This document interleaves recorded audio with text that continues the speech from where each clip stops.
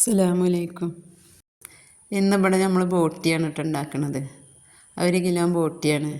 അതൊരു കുക്കറിൽ നല്ലോണം കഴുകി വൃത്തിയാക്കി ലേശം മഞ്ഞൾപ്പൊടി ഇട്ടിട്ട് ഗ്യാസും വെച്ചിട്ടൊന്ന് തിളപ്പിക്കുക. തിളച്ചാൽ മതി. എന്നിട്ട് അരിപ്പ പാത്രത്തിലേക്ക് ഊറ്റിയിട്ട് ഇടുക. ഒരടുപ്പത്ത് കുറച്ച് വെള്ളം വെച്ചിരുന്നു ഞാൻ, വെള്ളം ചൂടാകാൻ. എന്നിട്ട് നല്ല ചൂടുവെള്ളം ഒഴിച്ചിട്ട് 2-3 പ്രാവശ്യം നല്ല കഴുകിയെടുക്കുക.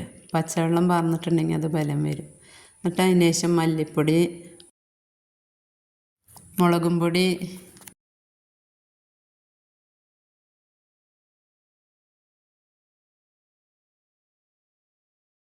ഒരു സ്പൂണ് മീറ്റ് മസാലയുടെ പൊടി,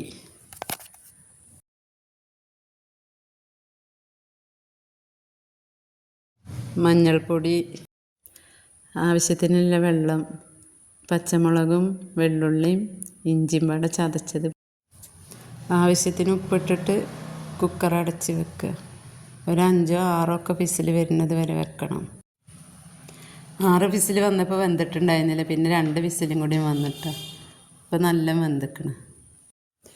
ഒരു ഉരുളി അടുപ്പത്ത് വെച്ചു. കുറച്ച് എണ്ണ ഒഴിച്ച് വേപ്പിൻ്റെ ഇല ഇട്ടു. പിന്നെ കുറച്ച് തേങ്ങാക്കൊത്ത് ചെറുതായിട്ട് നുറുക്കിയത് ഇട്ടിട്ട് ഒന്ന് മൂക്കണം. അതിന് ശേഷം വെള്ളുള്ളിയുടെയും ഇഞ്ചിയുടെയും പേസ്റ്റ് ലേശിട്ടു. എന്നിട്ട് നന്നായിട്ടൊന്ന് ഇളക്കി കൊടുക്കുക. പിന്നെ ഒരു സവാള ചെറുതായിട്ട് അരിഞ്ഞത് ഇട്ടിട്ട് ഇളക്കി. പിന്നെ മസാലപ്പൊടികളൊക്കെ ഇട്ടു. മഞ്ഞൾപ്പൊടി, മുളകും പൊടി, മീറ്റ് മസാല.